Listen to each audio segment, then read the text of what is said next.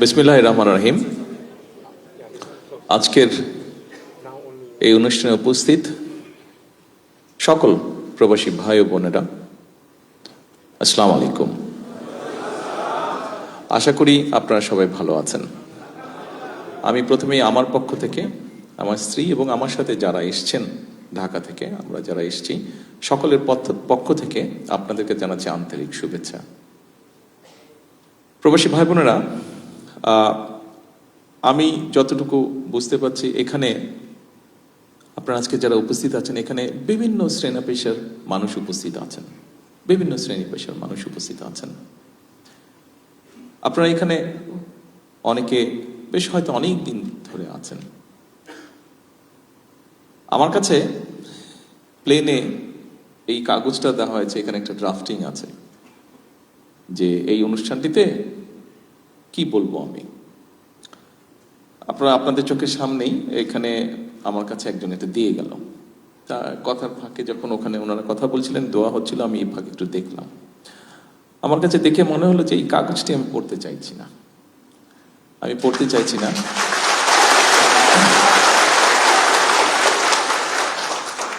আমি এতগুলো বাংলাদেশি যখন আমার সামনে আছে, আপনারা যারা এখানে বিভিন্ন কারণে এই দেশে আছেন, আপনাদের সাথে আমি আমার কিছু চিন্তা ভাবনা আপনাদের সাথে শেয়ার করতে চাই। আমার মনে হয় আজকে বোধহয় সেটাই বোধহয় উপযুক্ত হবে। প্রিয় ভাই বোনেরা, আপনারা যখন এখানে আছেন, আপনারা যেমন দেশের এখানে থেকে কষ্ট করে যেই কষ্টটা করছেন তার বিনিময়ে যেই অর্থটি পাচ্ছেন এবং সেটি যখন দেশে পাঠাচ্ছেন, সেটা যেমন বাংলাদেশের জন্য উপকার হচ্ছে, ঠিক এই দেশটিকে গড়তেও কিন্তু আপনারা সাহায্য করছেন, এই দেশটিকে গড়ে ওঠার জন্যও কিন্তু আপনারা কাজ করছেন। অর্থাৎ আপনারা একসাথে কিন্তু ওই নেবে বলা যে দুটো দেশ গড়ে তুলছেন ধীরে ধীরে। এক নিজের দেশ, দুই যে দেশে আপনারা আছেন সেই দেশটি। আসার সময় আমি লাস্ট এসেছিলাম এখানে 2014 সালে, 2014-তে আমি কোকুকে দেখতে এসেছিলাম, আমার ছোট ভাইকে ওইখানে ছিল। তারপরে আমার আর আসার সুযোগ হয়নি। আমি যখন আজকে আসছি, অনেক কিছুর সাথে একটা জিনিস আমার চোখে খুব পড়লো। রাস্তাঘাটগুলো অনেক পরিষ্কার ঢাকা থেকে, রাস্তাঘাটগুলো অনেক পরিষ্কার ঢাকা থেকে। শুধু ঢাকাই বা বলি কেন, বাংলাদেশের কম বেশি সকল জায়গা থেকে রাস্তাগুলো, এখানকার রাস্তাগুলো পরিষ্কার। এয়ারপোর্ট থেকে এই পর্যন্ত যখন আসলাম, দেখুন এই রাস্তাগুলো পরিষ্কার যারা রাখতে সহযোগিতা করছে, তাদের মধ্যে কিন্তু আমাদের ভাইরাও আছে। আমার প্রশ্নটা হলো, আমরা যদি বিদেশে পরিষ্কার রাখতে পারি, আমরা কেন দেশে পারবো না? আমরা কেন দেশে পারবো না? আমি এই কথাটাই আপনাদের সাথে শেয়ার করতে চাইছি।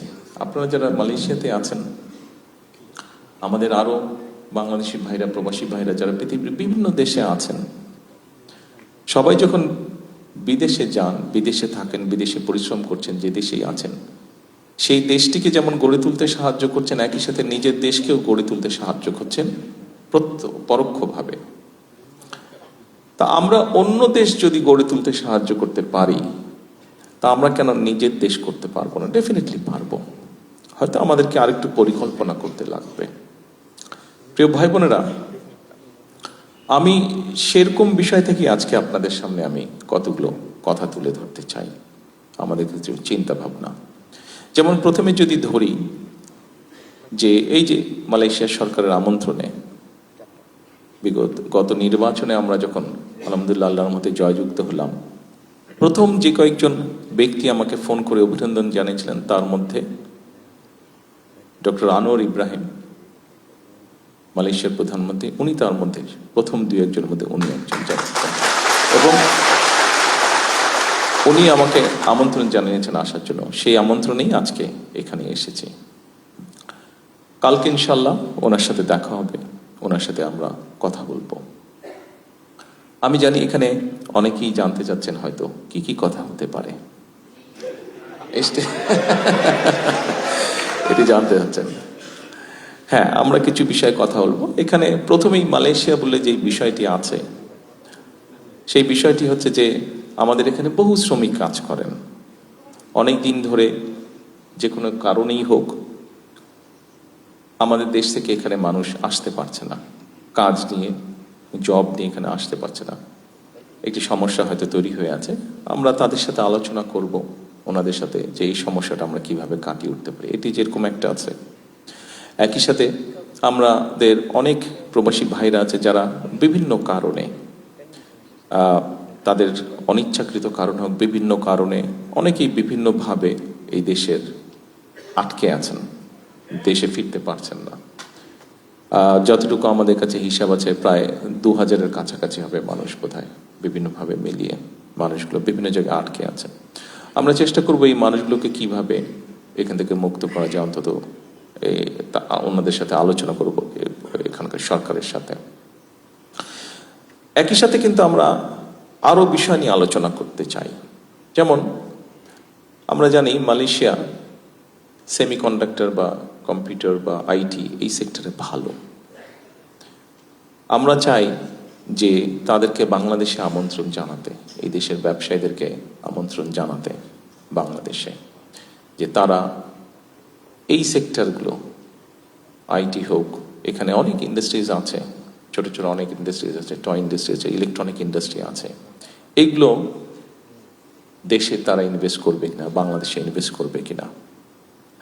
অর্থাৎ আমরা শুধু একটা জায়গায় সীমাবদ্ধ থাকতে চাইছি না। আমরা যেটা জানি, মালয়েশিয়া বললেই আমরা মনে করি যে ঠিক আছে শ্রমিক, এই শ্রমিকদেরকেও আমরা চাইছি যে পরবর্তীতে যারা আসবে শ্রমিক, ওনাদেরকেও আমরা চাইছি শুধু যাতে অদক্ষ শ্রমিক না আসে, দক্ষ শ্রমিক যেতে আছে দেশ থেকে সবাই শ্রমিক। ইভেন আমিও একজন শ্রমিক, আমি যখন কাজ করছি আমিও শ্রমিক, হয়তো ডিফারেন্ট প্যাটার্নের শ্রমিক, কিন্তু আমিও একজন শ্রমিক। কাজেই বাংলাদেশ থেকে যারা আসবেন, সেটা মালয়েশিয়া হোক, পৃথিবীর অন্য কোনো দেশে হোক, তাদেরকে আমরা ট্রেনিং দিতে চাইছি। এই যে এখান থেকে আমি চায়নাতে যে যাব, এখান থেকে সেখানে তাদের সাথে আলাপ করব, এখানে মালয়েশিয়ানদের সাথে আলাপ করব। এর মধ্যে আমাদের জার্মানদের সাথে আলাপ হয়েছে, জাপানিজদের সাথে আলাপ হয়েছে, আমাদের ব্রিটিশদের সাথে আলাপ হয়েছে। আমাদের দেশে যে টেকনিক্যাল ইনস্টিটিউশনগুলো আছে, এগুলো আমরা ডেভেলপ করতে চাই, এগুলোকে আমরা আপগ্রেড করতে চাই। কি আপগ্রেড করতে চাই? আমরা কাজ করছি, আমরা বের করার চেষ্টা করছি যে আমাদের দেশের প্রায় 1.5 কোটি মানুষ পৃথিবীর বিভিন্ন দেশে আছে। এই 1.5 কোটি মানুষগুলো সাধারণত কি ধরনের কাজ করছে, 1 নম্বর। দ্বিতীয়ত হচ্ছে যে আগামী 10 বছর কোথায় কোথায় বাংলাদেশ থেকে মানুষ বিভিন্ন টাইপের কাজ নিয়ে, বিভিন্ন ডিফারেন্ট ক্যাটাগরির জব নিয়ে তারা যেতে পারে, কি সেগুলো, সেটাকে আমরা বের করার চেষ্টা করছি। অলরেডি দায়িত্ব দেওয়া হচ্ছে সরকারের কনসার্ন ডিপার্টমেন্টকে, তারা কাজ করছে, সেটা বের করার চেষ্টা করছি। সেইভাবে করে আমরা আমাদের লোকজনকে রেডি করব। যেমন ধরেন, আমরা যদি জাপানের কথা ধরি, জাপানিজদের সাথে আমাদের যেটা কথা হয়েছে, তারা তাদের দেশে নিশ্চয়ই আপনাদের ধারণা আছে, এখান থেকে তো খুব বেশি দূরে না, তাদের দেশের পপুলেশন কিন্তু এখন মাইনাসের দিকে, অর্থাৎ তাদের দেশে বয়স্ক মানুষের সংখ্যা বেশি, কর্মক্ষম বা ইয়াং মানুষের সংখ্যা কম, তাদের দেশে কমে যাচ্ছে ধীরে ধীরে। ফলে তাদের বড় দুটো সমস্যা দেখা দিচ্ছে।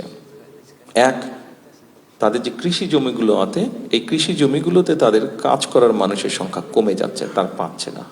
2, যেহেতু বয়স্ক মানুষের সংখ্যা বেশি, তাদের একটা সমস্যা হচ্ছে তাদের কেয়ারটেকার তারা পাচ্ছে না। বয়স্ক মানুষদেরকে যে লুক আফটার করতে হবে, তাদের মিল ফ্যাক্টরিতে হয়তো রোবট কাজ করছে, কিন্তু রোবট তো আর মানুষকে ওইভাবে টেক কেয়ার করতে পারে না। মানুষের তো হিউম্যান টাচ দরকার, হিউম্যান ফিলিংস দরকার, এখন কেয়ারার দরকার।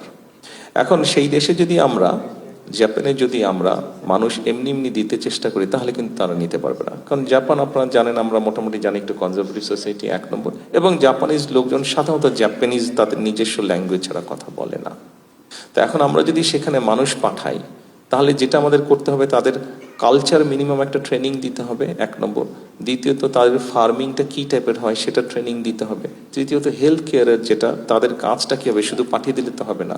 যদি পুরুষ হোক নারী হোক, যদি হেলথ কেয়ারের হিসাবে যায়, হেলথ কেয়ারের মিনিমাম বেসিক কতগুলো ট্রেনিং আছে, বিভিন্ন ধরনের পেশেন্ট থাকে, বিভিন্ন ধরনের এলডারলি পেশেন্ট থাকে বা এলডারলি লোকজন থাকে, এক একজনের সবার তো এক রকমের হেলথ কেয়ার লাগে না, বিভিন্ন ক্যাটাগরির আছে।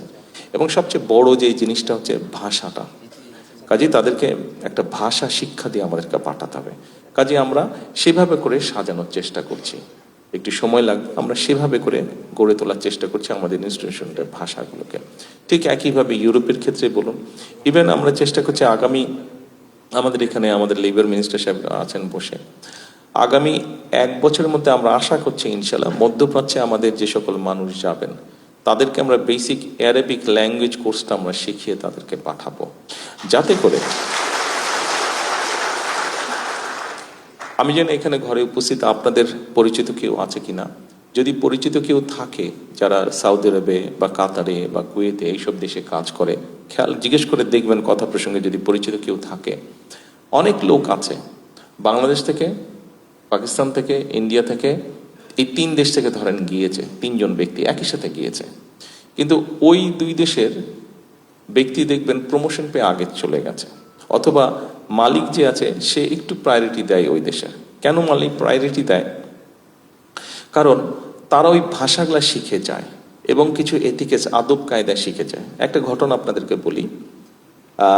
এক সাউদি ভদ্রলোক, সে একজন ইন্ডিয়ানকে, সে তার বাসার তার যে ছেলে মেয়ে আছে তাদেরকে স্কুল থেকে আনা নেওয়ার জন্য দায়িত্ব দিয়েছে।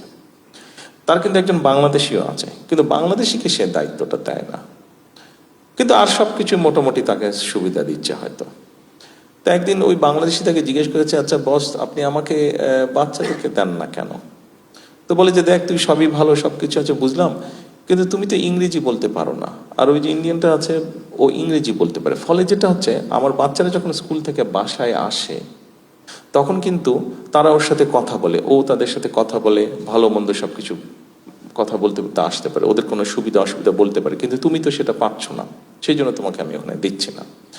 আমি আপনাদেরকে একটা ছোট্ট উদাহরণ দিলাম যে এই সমস্যাগুলো হয়। তো আমরা যদি আমাদের যারা যায় বিভিন্ন, যেমন কাতারে খুব সম্ভব তাই তো, কাতারে না 6,000 ড্রাইভার নেবে, তাদেরকে এখন ট্রেনিং দেওয়া হবে, তাদেরকে লোকাল ল্যাঙ্গুয়েজ শেখানো হবে, তাদেরকে একটা বেসিক ইংলিশ ক্লোজ দেওয়া হবে, আর এমনি যেগুলো টেকনিক্যাল ট্রেনিং আছে সেগুলো দেওয়া হবে। তার ফলে আমরা যদি আমাদের মানুষদেরকে এইভাবে প্রস্তুত করে পাঠাতে পারি, তাহলে কি হবে, ভ্যালু অ্যাড। অর্থাৎ আপনি তো পরিশ্রম করছেন, 8 ঘন্টা হোক, 10 ঘন্টা হোক, 12 ঘন্টা হোক, আপনি পরিশ্রম করছেন, 15 ঘন্টা হোক পরিশ্রম করছেন, কিন্তু আপনি যদি ভ্যালু অ্যাড করতে পারেন, অর্থাৎ আপনার মধ্যে যদি ট্রেনিং থাকে কোনো, আপনার মধ্যে সেই দক্ষতা যদি থাকে, তাহলে যেটা সম্ভব হবে সেটা হচ্ছে যে আপনি যদি এখন ঘন্টায় 100 টাকা পান, তখন আপনি ঘন্টায় 300 টাকা পাবেন। সেটা আপনার জন্য লাভ হচ্ছে, আপনার পরিবারের জন্য লাভ হচ্ছে, আর আলটিমেটলি দেশের জন্য তো অবশ্যই লাভ হচ্ছে। তো আমাদের এখন গোলটা হচ্ছে এটা, আমরা বাংলাদেশ থেকে যে সকল দেশে প্রবাসী আমাদের যারা বিভিন্ন ক্যাটাগরির মানুষ যারা যান, আমরা চাচ্ছি এনাদেরকে আমরা এইভাবে ট্রেনিং দিতে, এইভাবে ট্রেনিং দিয়ে পাঠাতে, অর্থাৎ এই সেক্টরটাকে ধীরে ধীরে আমরা গড়ে তুলতে। এখন আসলে এটা গেলে সংক্ষেপে একটি বিষয়। আমাদের আরেকটি চিন্তা ভাবনার কথা আপনাদের সামনে তুলে ধরি। যেহেতু বিদেশে আছেন, সারাক্ষণ মন তো দেশে পড়েই থাকে সবার, হয়তো অনেকেরই ফ্যামিলি আছে, তারপরেও দেশে মন পড়ে থাকে। হয়তো প্রতি 15-20 মিনিট, আধা ঘন্টা, 1 ঘন্টা অন্তর অন্তর মাঝে মাঝে ফ্যামিলির সাথে হয়তো টুকটাক মেসেজ আদান প্রদান করছেনই আপনারা কম বেশি সবাই। এখন নিশ্চয়ই আপনারা একটা ইনসিডেন্ট বা ঘটনা তো না, একটা অনুষ্ঠান গতকাল নিশ্চয়ই আপনারা দেখেছেন। আর্মি স্টেডিয়ামে একটা অনুষ্ঠান হয়েছে। আর্মি স্টেডিয়ামে এয়ারপোর্ট থেকে যাওয়ার পথে নিশ্চয়ই দেখেছেন সবাই আর্মি স্টেডিয়াম, সেখানে একটা অনুষ্ঠান হয়েছে এবং সেখানে প্রাইমারি স্কুলের বাচ্চাদের একটা ফুটবল খেলা হয়েছে। এই খবরটা নিশ্চয়ই আপনারা দেখেছেন, গতকাল হয়েছে, আজকের পত্র থেকে এসছে। এখন আপনারা বলতে পারেন যে এটা কি এমন গুরুত্বপূর্ণ? খবর যারা দেখেছেন বা ডিটেলটা দেখেছেন তাদের হয়তো জানা আছে, সবার না জানা যেহেতু হয়তো নেই, সেই জন্য আমি কথাটা বলি। এই যে অনুষ্ঠানটি হয়েছে, প্রাইমারি গোল্ড কাপ যে ফুটবল টুর্নামেন্টটা হয়েছে, এই অনুষ্ঠানতে আপনারা জানেন সারা বাংলাদেশে প্রাইমারি স্কুলের 22 লক্ষ বাচ্চা পার্টিসিপেট করেছিল, 22 লক্ষ বাচ্চা। এবং এই 22 লক্ষ বাচ্চা যে পার্টিসিপেট করেছিল, এখানে ইভেন্ট হয়েছিল 1,23,000টা ইভেন্ট হয়েছিল। আপনারা বলতে পারেন, হয়তো অনেকেই প্রশ্ন করতে পারে, ঠিক আছে ভালো কথা হলো, একটা বড় অনুষ্ঠান হচ্ছে, বাচ্চাদের প্রাইমারি স্কুলের বাচ্চাদের অনুষ্ঠান হচ্ছে, ফুটবল খেলেছে। লক্ষ্য কিন্তু সেটা না, লক্ষ্যটা কিন্তু অন্য জায়গায়। অর্থাৎ দেখুন, একটা সমস্যা, এটা পৃথিবীর অনেক দেশেই আছে, বাংলাদেশেও একটা আছে, এই সমস্যাটা আছে। এখন এই সমস্যাটাকে তো আপনাকে অ্যাড্রেস করতে হবে এবং একই সাথে আপনাকে আরো অনেকগুলো পরিকল্পনা চিন্তা করতে হবে। আসুন সমস্যা কি সেটা আমরা তুলে ধরি সংক্ষেপে। সমস্যাটা হচ্ছে ড্রাগের একটা সমস্যা, আপনারা জানেন কম বেশি আমাদের সমাজে আছে। এখন একটা বাচ্চা, সে প্রাইমারি স্কুলের বাচ্চা হোক, সে সেকেন্ডারি স্কুলের বাচ্চা হোক, ইন্টারমিডিয়েট লেভেলের বাচ্চা হোক, অর্থাৎ বয়সটা কত, 8 বছর, 15 বছর, 20 বছর, 22 বছর, এই যে বাচ্চাটা, এই এই এই বয়সের বাচ্চারা যারা, এদের কিন্তু মানসিক এবং শারীরিক অসম্ভব এনার্জি থাকে।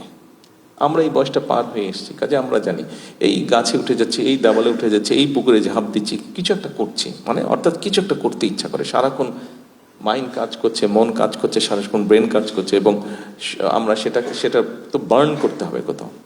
এখন দেখেন দেশে খেলার মাঠগুলো হয় দখল হয়ে গিয়েছে, এই গল্প বলে তো আর লাভ নাই, এটা কম বেশি সবাই আমরা জানি।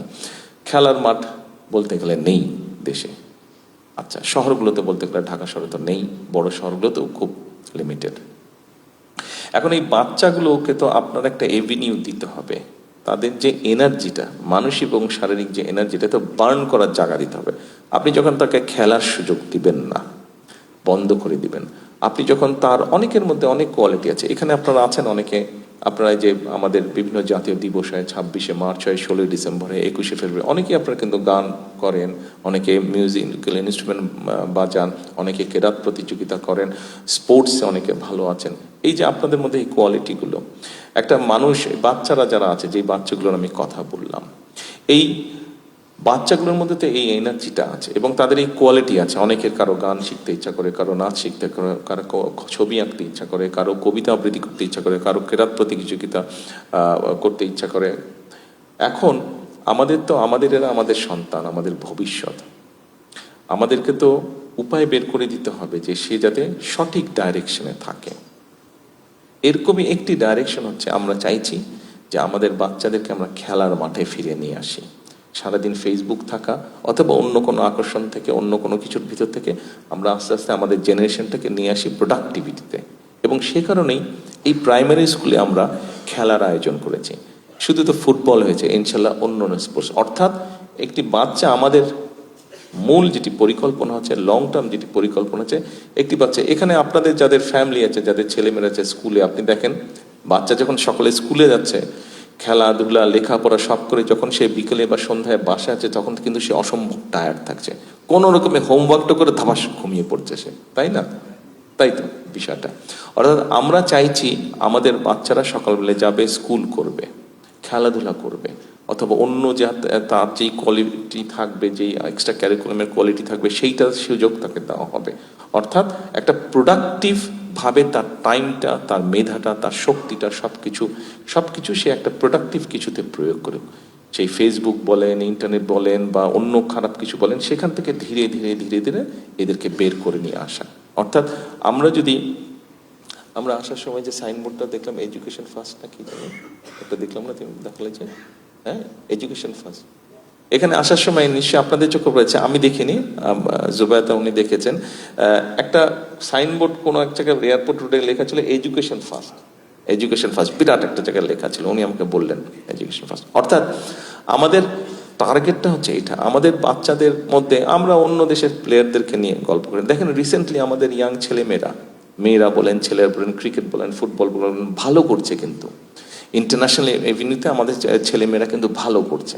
দেখেন যখন আপনি পত্রিকা পড়েন যে মেয়েরা ফুটবলে চ্যাম্পিয়ন হয়েছে, ছেলেরা ক্রিকেটে ভালো করেছে, ভালো লাগে না নিজের কাছে? নিজে তো ভালো, তো এটা তো আমাদেরই সন্তান। আমাদের লক্ষ্যটা ওটাই হচ্ছে, অর্থাৎ আমরা আমাদের বাচ্চাদেরকে খেলাধুলায় নিয়ে যেতে চাইছি, যে খেলুক। আমরা স্কুল থেকে, সরকার থেকে ব্যবস্থা করবো, স্কুলগুলোতে বিভিন্ন রকম খেলার ব্যবস্থা করব। আমরা একটা প্রতিযোগিতা শুরু করেছি, আপনাদের অনেকেরই একটা নাম খুব পরিচিত আছে, নতুন করি। এটা শহীদ রাষ্ট্রপতি জিয়াউর রহমান কারিকুলাম ছিল, গান, কবি, ছবি আঁকা, এগুলা। এটার সাথে আমরা নতুন একটা অ্যাড করেছি, নতুন একটা সাবজেক্ট অ্যাড করেছি, সেটা হচ্ছে স্পোর্টস। নতুন করিতে ওটা আছে, এটা স্পোর্টস। অর্থাৎ আমরা স্কুল লেভেলে, স্কুলের সিলেবাসের মধ্যে আমরা খেলাধুলাকে নিয়ে যাব। মোটামুটিভাবে এই পর্যন্ত নতুন কুড়ি স্পোর্টসের মধ্যে 8টা স্পোর্টসকে বাছাই করা হয়েছে, এবং স্কুল পর্যায়ে সিলেবাসের মধ্যে আমরা স্পোর্টস 5টা স্পোর্টস আমরা স্কুল পর্যায়ে দিব আমরা সিলেবাসের মধ্যে। এটা ইনশাল্লাহ আগামী বছর থেকে শুরু হবে না স্পোর্টস, আগামী বছর থেকে এটা শুরু হবে।